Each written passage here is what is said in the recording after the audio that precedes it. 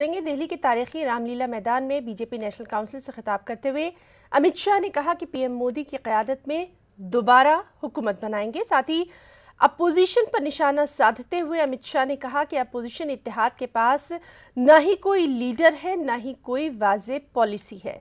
अमित शाह ने यह भी कहा कि एक दूसरे का कभी मुंह तक न देखने वाले आज इत्तेहाद कर रहे हैं। क्या है गठबंधन?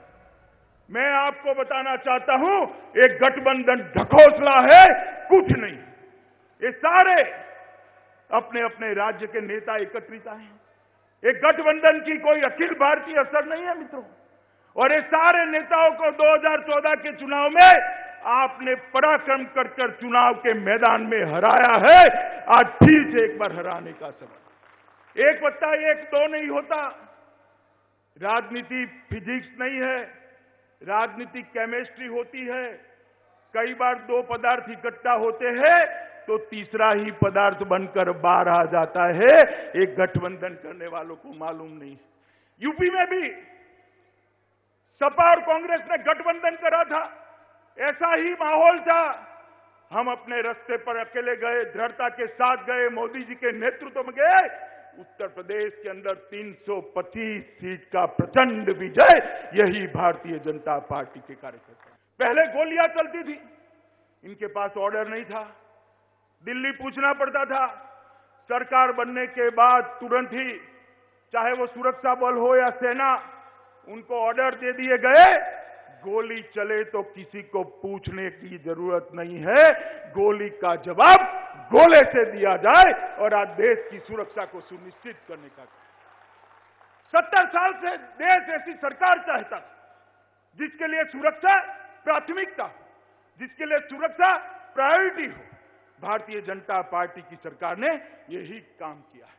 नक्सलवाद, आतंकवाद, माओवाद, सभी आंकड़ों में जैसे महंगाई गिरी है, ये आंकड़े भी गिरना शुरू हो गए हैं। और लगभग नक्सलवाद और माओवाद का खास समाप्ति होने की दिशा में हम आगे बढ़ पाए। घुसपैठ के खिलाफ हम कब के लड़ते हैं? क्योंकि घुसपैठ देश की सुरक्षा के साथ जुड़ा है। घुसपैठ देश के संसाधनों के बंटवारे के साथ जुड़ा है। घुसपैठ गरीबी उन्मूलन के साथ जुड़ा है।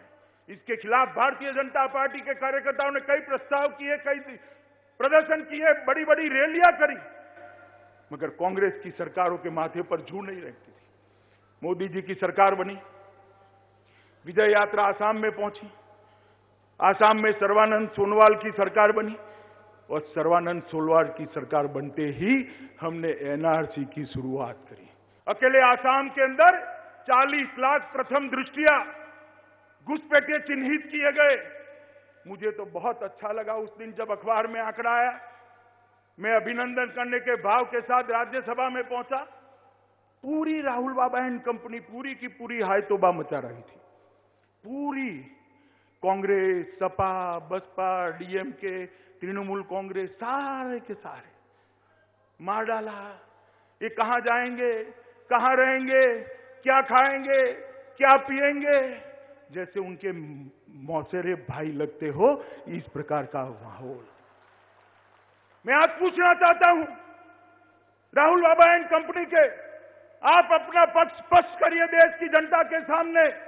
इस देश में घुसपैठिए रहे, इसके साथ आपका गठबंधन सहमत है या नहीं है, वो देश की जनता के सामने स्पष्ट कर दीजिए। 10 साल तक घपले, घोटाले, भ्रष्टाचार का एक सीरियल चला था, बहुत रोचक सीरियल था, दुख होता था। 12 लाख करोड़ के घपले, घोटाले, भ्रष्टाचार हुए थे ये यूपीए की सरकार के अंदर। मैं आज देश की जनता को याद कराना चाहता हूं कि 12 लाख करोड़ के घपले, घोटाले, भ्रष्टाचार हुए थे, तब जाकर आपने मोदी जी की पसंदगी करी थी कि एक प्रामाणिक आदमी अगर ढूंढना है तो पूरे देश में उपलब्ध व्यक्तियों में थी नरेंद्र मोदी है।